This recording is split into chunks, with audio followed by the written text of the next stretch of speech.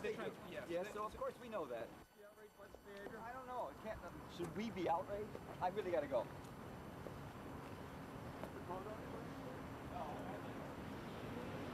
You have to be out of your mind not to keep on going on this story. So do you think? It doesn't matter what I believe. What matters is what you can find. And I will tell you this, that obviously there are a lot of people inside the American community, in both the military and the intelligence community, that are as upset as any citizens. This is clearly something, this kind of behavior and this kind of disregard for the rules of law and the Geneva Convention clearly is appalling to many people in the military and the intelligence community. And that's great. I think the real job now, I think the ball has been thrown to it seems to me, to the Senate Armed Services Committee and the House committees where Mr. Rumsfeld testified. I think the job is now for Congress to begin an investigation and to get to the bottom of what happened. I mean, if they're going to tolerate less than complete testimony, they shouldn't, is all. I think that's the next step for this story right now. It doesn't matter what I think. It only matters what I write.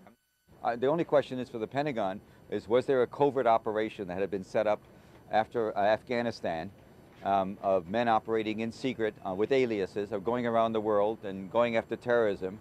And was this group diverted in the fall of 2003 to Baghdad into the prisons with the idea that they were going to get better intelligence on the insurgency by using not only coercion but also sexual intimidation? That's the question they should be asked. Any other answer isn't relevant, it seems to me.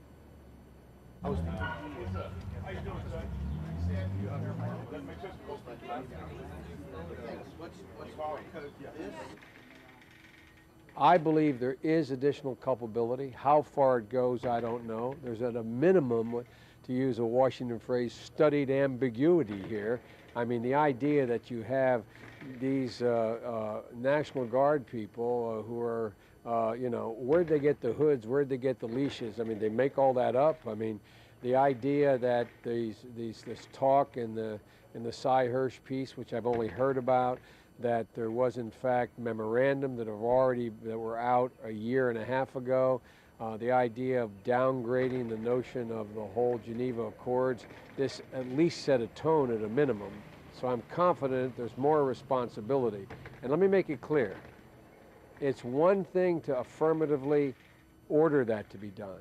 There is still culpability for failing to oversee whether or not this kind of behavior is being undertaken by Americans.